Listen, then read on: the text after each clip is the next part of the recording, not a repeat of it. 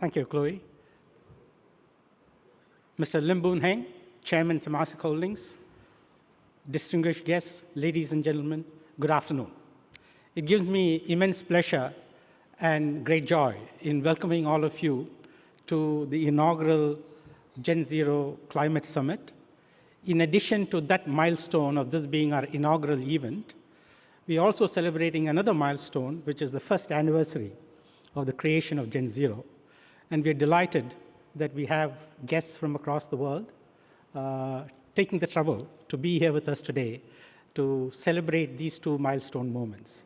I'm also particularly thrilled to see so many sustainability leaders and change makers present here today to work with us in how we can make a successful transition to a more climate positive, nature positive, and livelihood positive world for all our institutions and organizations, as we have representatives here today from different sectors, from academia, from policy and other institutional multilateral agencies, from corporates and business leaders.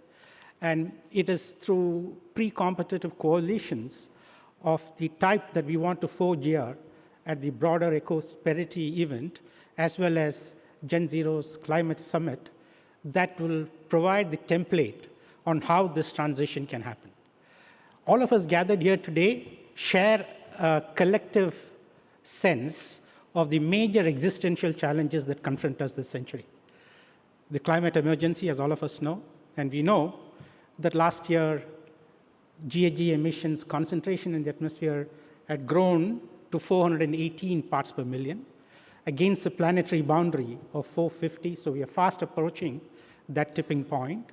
And that has resulted in many episodes of climate change impacts that we have witnessed in terms of fires and floods across the globe with much higher frequency and with more prolonged episodes of these events having eventuated and materialized across the globe. It is estimated that we have now, it's costing us about $200 million a day in terms of the climate change events as a result of weather-related disruptions that you're facing on a daily basis. And in the last 50 years, the frequency of these events and the duration of these events have gone up fivefold in the last 50 years. And that is likely to continue.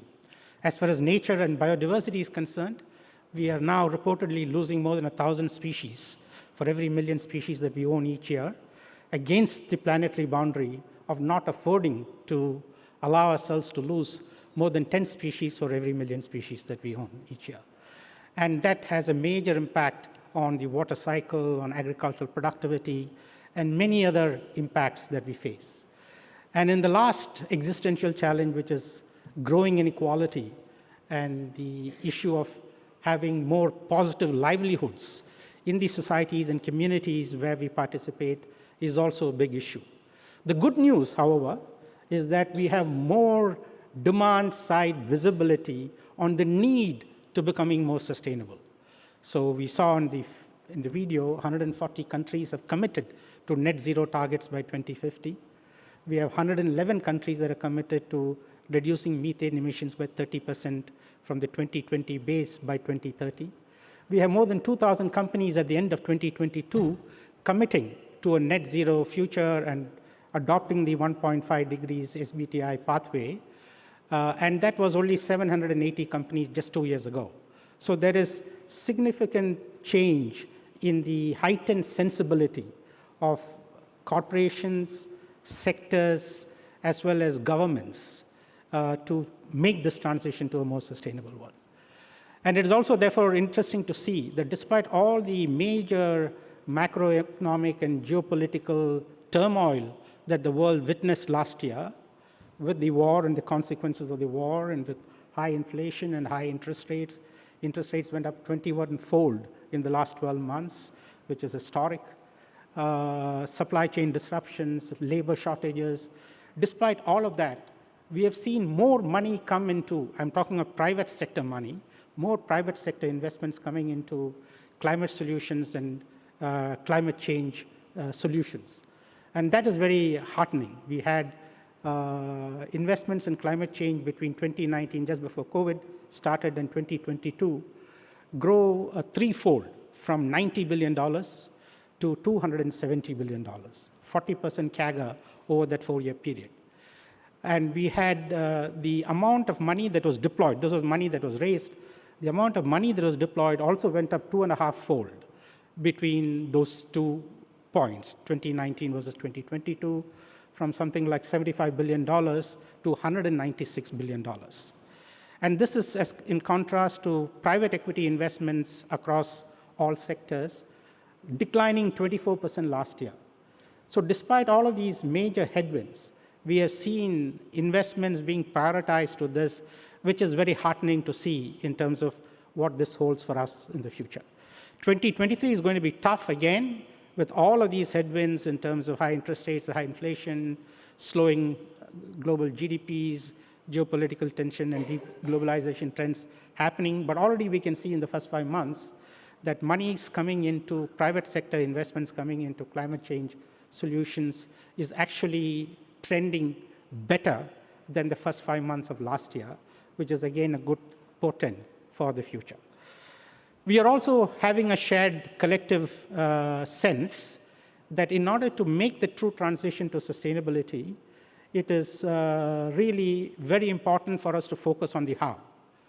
And the way we have curated the Climate Summit agenda for this afternoon, and the participants and speakers who have been invited to share their insights, is really trying to focus with a practitioner's bias on the how.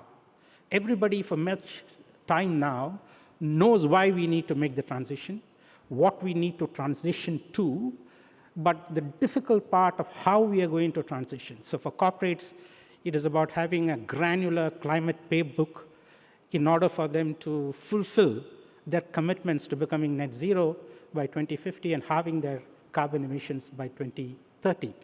So the focus is a practitioner's focus. It's a bias on the how, and I hope we will all contribute in making sure we can walk away from this summit with some practical new ways of how we will operate our respective institutions and businesses going forward. There are 5 levels of change that we all feel we need to achieve this success. The first is individually we need to change and be the change that we want to see in others. Secondly, we need to change as companies and make commitments and have granular pathways to achieving those commitments and delivering on those commitments. Third is that we need to form pre-competitive coalitions that will allow us to find those breakthrough innovations that would allow us to achieve these objectives.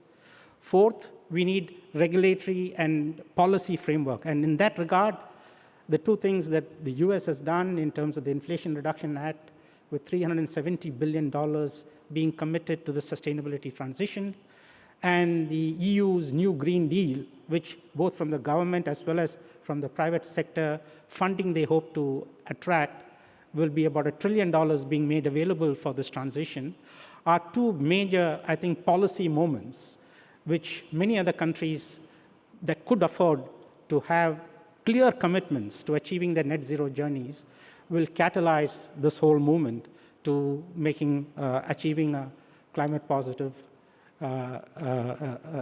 nature positive, and a livelihood positive world. With that, I want to thank all of you for participating today, and I wish that this would be a very productive afternoon. And in addition to that, the 2 networking events that we scheduled for this evening and tomorrow night, we will be able to, beyond the formal forum, build those coalitions and these pre-competitive alliances that are required if you want to truly accelerate this transition. And as all of us know and agree, we are running out of time. Thank you, and wish you a great summit.